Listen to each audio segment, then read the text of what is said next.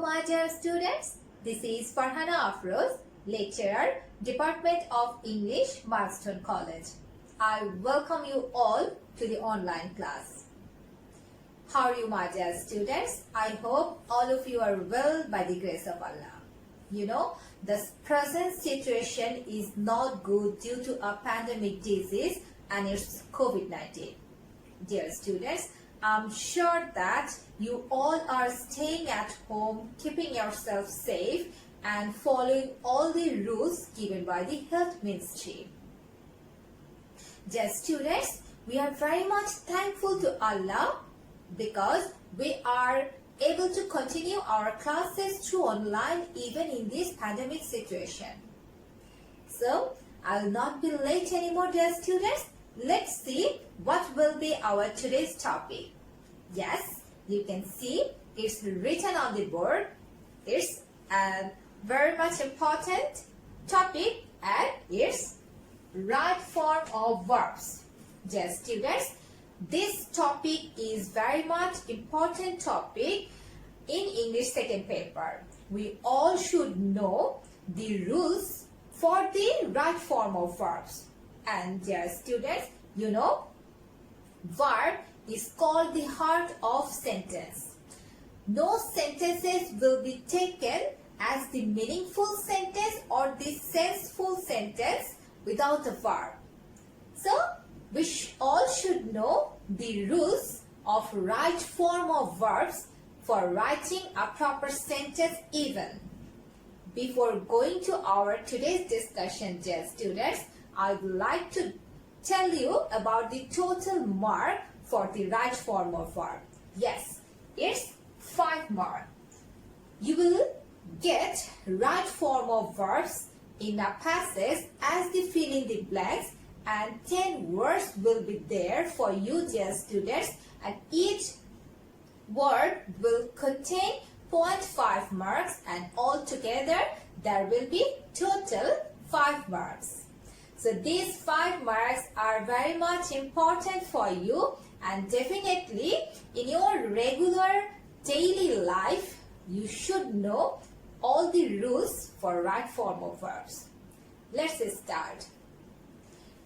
Dear students, before going for the discussion, I would like to discuss about the basic ideas for the verbs. Students, here you can see I have written basic ideas. So many kinds of verbs are there, you know. So, I have written here some verbs which will be very much necessary for you when you will go for a right form of verb. Dear students, first of all, I have written over here to be verbs or you can call it as the be verbs. Okay, these all are the auxiliary verbs and these are the divisions, you know. First of all, I have written the to be verbs and here they have the forms even, present tense form and past tense form. They are divided into this and they have the singular form, plural form. Yes, to be verbs and is. These two are present tense and these are the singular forms and are, this is the plural form. For the past tense, was, this is for singular form and where, this is for plural form. To have verbs, students, has for the singular form and have for the plural form. Usually have we use with the singular subject, especially with I. Except I, with the rest of the subjects, we usually use have. But with the third person singular number, you know about the third person singular numbers and those are he, she, it and any singular noun. So after those subjects we usually use has. Okay? And in the past form, to have verb, only one verb form for singular and plural both and that is had. Next one. do verbs. Do, does, did. Only these three verbs are in this group. Do for the plural subjects and does for the singular subjects. Does, actually the uses of does are totally similar with the uses of has. That means with the singular subject, third person singular subject, we usually use does. And with the plural subject, we use do. But with I, we usually use do. After that, did we can use as the singular or as the plural. That means with the singular subject and with the plural subject, you can use did. Some modal verbs are there which will be very much necessary for you. And those are can, could, may, might, shall, should, will, would, need to, dare to, ought to, had better, would rather. Would rather, these are the important modal auxiliaries, and usually these are the modal auxiliaries what will be needed for you to complete any sentences properly. So these are the basic ideas for you, dear students, what you need to know before going through the rules of right form of verbs. Now let's see what are the rules. First of all, I will discuss rule number 1. Rule number 1, in case of present indefinite tense. Students, in case of present indefinite tense, we need to know some rules for right form of verbs, and those rules are very much important to you. Let's see what are those. Third person singular number takes S or ES with the main verb. You know, the structure of present indefinite tense. There will be subject, then verb's base form will be used. After that, there will be object or extension. And here, with the main verb, we will need to use or we have to add S or ES with the main verb if the subject is third person singular number. I already have discussed about the third person singular numbers, and you can see here this is a third person singular number, and with he we have used here S with the main verb. After that, next rule, always, regularly, often, sometimes, usually are the present indefinite indicating words. Dear students, these words always indicate the present indefinite tense. So, you must look into this matter whenever you will get these words in this sentences. That means it is indicating present indefinite tense. So, definitely that verb will be in present indefinite tense form. That means present tense form, or we can call it base form. And in that same time, you must focus on the person. Here, my mother.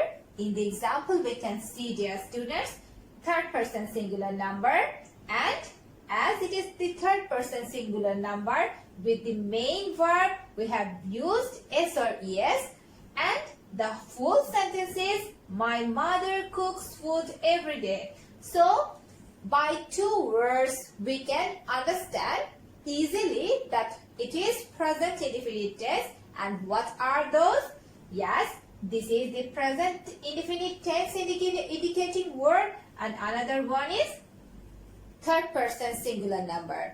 After getting this word, we will make sure that this sentence will be written in present indefinite tense, and in this sentence, if we get the subject as the third person singular number, we must write S or ES form with the main verb. So, this is the first rule using present indefinite tense. Let's see the other rules. Okay, dear students, now we will see the another rules. Here we can see rule number 2, and here it's written in case of past indefinite tense. In rule number 1, we have learned about present indefinite tense. Now, in rule number 2, we will learn about past indefinite tense. Dear students, some past indefinite tense indicating words are there, and those are ago, yesterday, last year, last night, etc. And these are the past indicating words. Yes, in the sentence, if you find these words, definitely the sentence will be written in the structure of past indefinite tense. And you know this structure is subject, then V2. That means verb's past tense form will be written. After that, object or extension will be written. And we can see one example is written over here. I saw him last year. When you will get this sentence in the question, within the bracket, the base form of the verb will be given, and you will have to write the correct form of the verb. Yes, it will be so if you find the past indicating words. Now, let's see the rule number 3.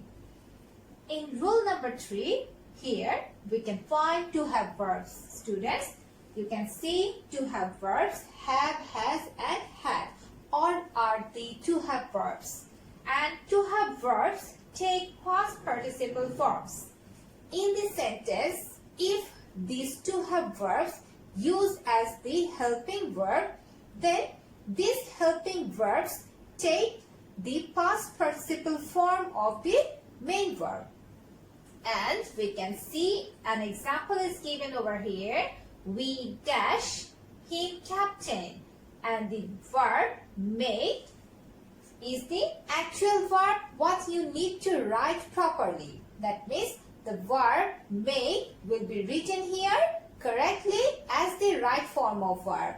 And we have written here have made. So have to have verb has taken made, that means past participle form of the basic verb made. So this is the another important rule what you need to know. Let's move on to the another rules. Okay, my dear students, now let's see the other rules of right form of verbs.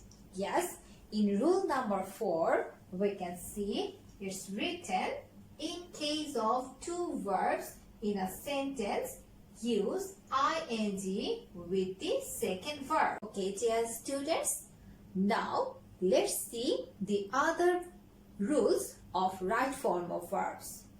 Yes, now in rule number 4, we can see it's written in case of two verbs in a sentence, use ing with the second verb. Dear students, you may get two verbs in a sentence. For the first verb, you are supposed to follow the tense form. That means, according to the tense, you will write that first verb. But for the second verb, you are supposed to write ing form of that verb.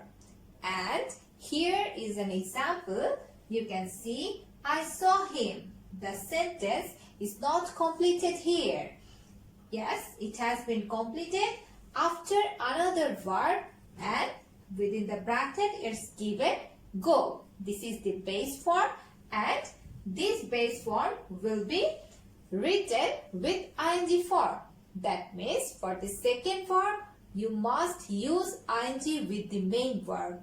And another rule is there, if you get two verbs in a sentence, that is, use 2 plus V1.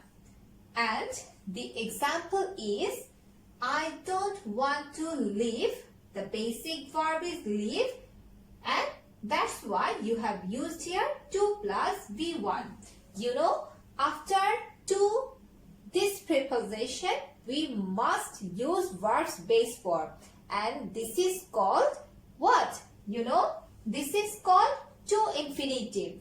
Okay. So, we must use to infinitive for the second verb in this sentence. Okay. After writing this, what will be the full sentence? I don't want to leave this place. For the second verb, we can use ing form or we can use 2 plus V1 form. Now, question may arise in your mind, when will you use ing form and when will you use 2 plus V1 form? Usually, in the most of the cases, we use V plus ing form. But if there is a purpose or there is a reason for doing the work, in that case, you are supposed to use 2 plus V1 form. Now, let's see. I saw him going. Here, no purpose is given. I just have seen this. Okay, but in this second sentence, you can see a purpose is hidden over here, like I don't want to leave this place. Okay, so a purpose is given that you don't want to leave this place.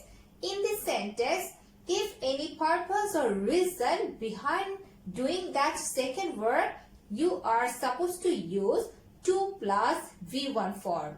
And usually, we use V plus ing form in the most of sentences. Now, dear students, let's see the other rule.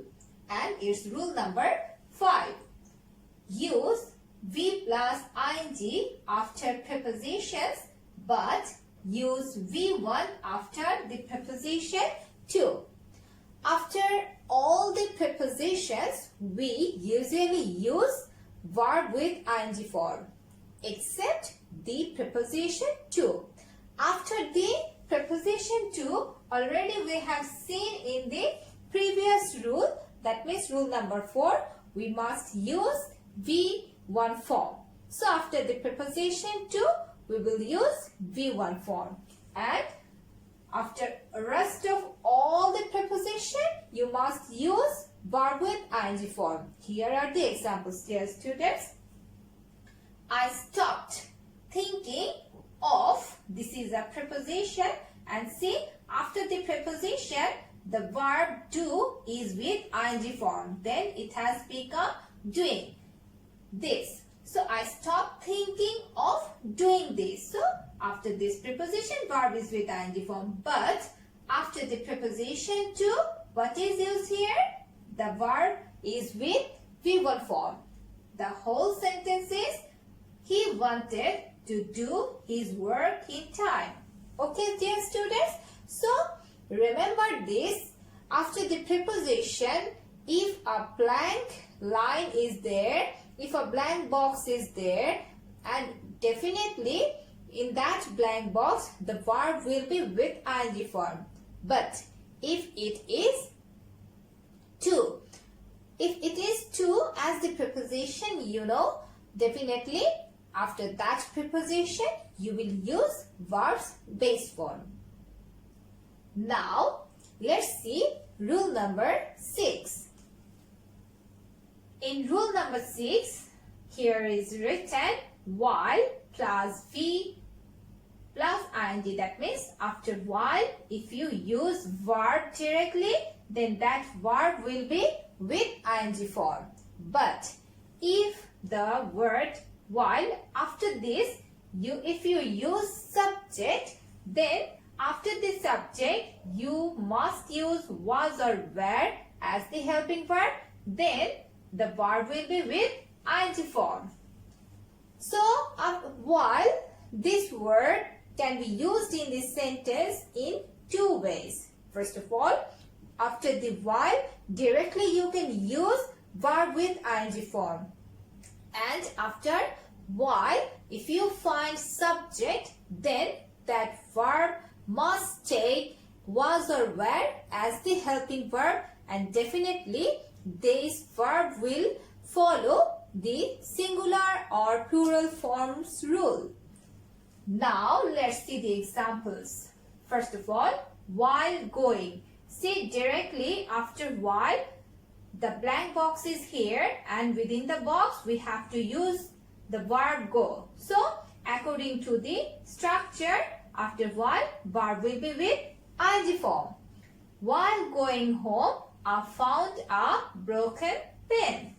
Okay, then remember this one. After the first clause, a comma will be there, and then the second sentence will follow the structure of previous sentence. That means the tense of previous sentence. Now let's see the next example. Here, after the word while, subject is written over here, I, and then according to I, based on I, we know we have to use was in the past tense, and after was, go will be with ing form. So while I was going home, I found a broken pen. Okay, dear students, so these two are very much important for you. You must get these rules in your exams. So remember this rule and practice at your home. Now, let's discuss about rule number 7. Let's see. It is high time or it is time takes the past form of verb or 2 plus V1 form. Students, like rule number 6, it is high time or it is time, both the words take these similar rules. Dear students, that means after it is high time or it is time, if you find the subject, then that verb will be with V2 form. And if you find just after it is time or it is high time, the blank box, then that verb will be with 2 plus V1 form. That means 2 infinitive will be there. So we can see the rules here, and as well as we can see the examples. It is high time, then the subject is here, and you know, after the subject we must use verbs V2 form.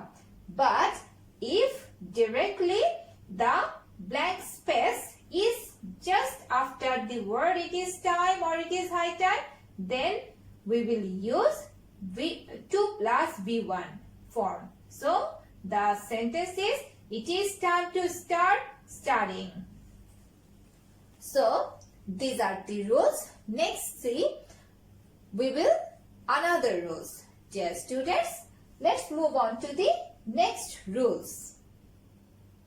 Now, dear students, we are going to learn some more rules of right form of verbs.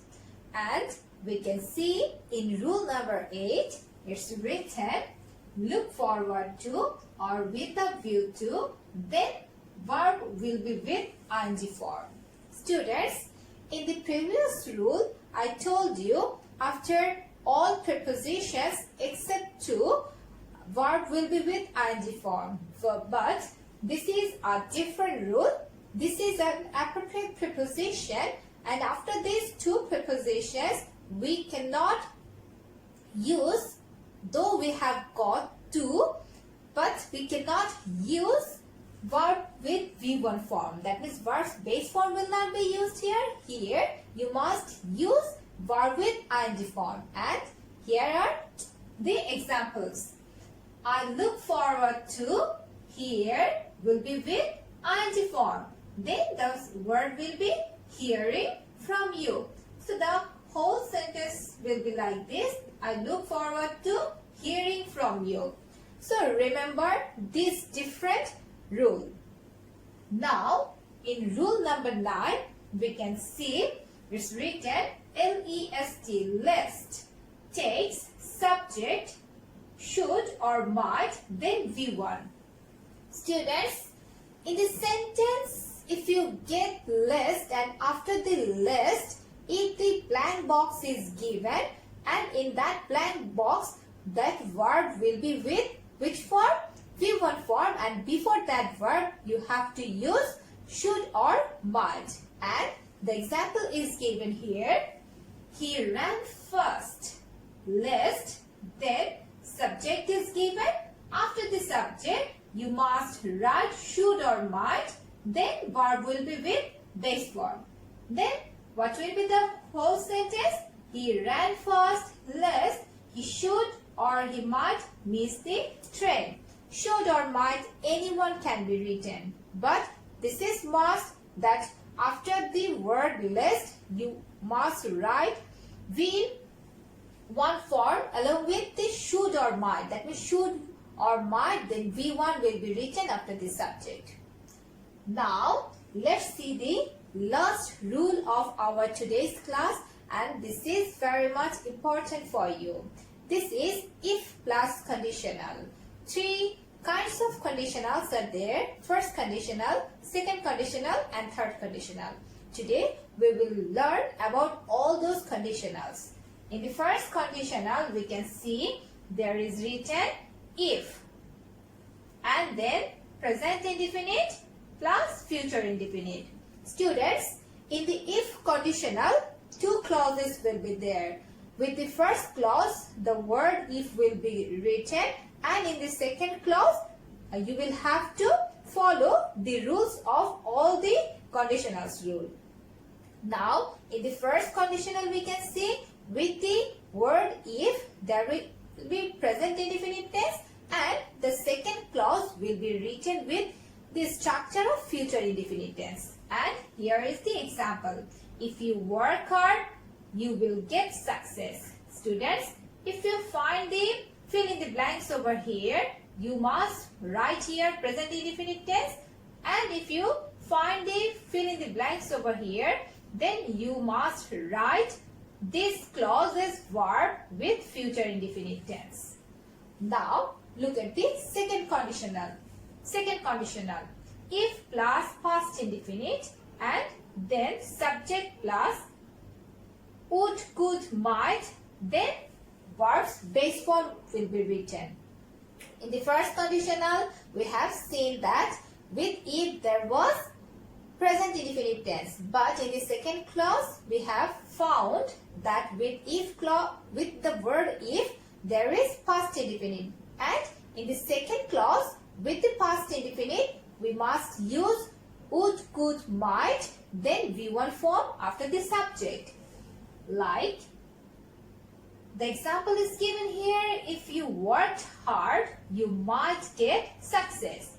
First verb is with V2 form, and with the V2 form verb in the second clause there will be would, could or might, then V1 will be written.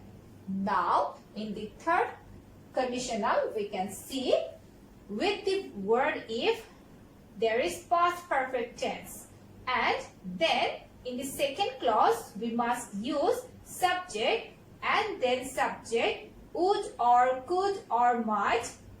Then with these words we have to use have, and then V3 form will be used. The example is given here. If you had worked hard, past perfect tense is written here.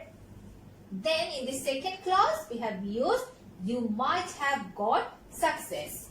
So these are the important rules. You may get the blank boxes anywhere, but you must follow the rules of all the conditional. Dear students, these are the important rules for right form of verb. I hope all of you will practice right form of verb following these rules at your home.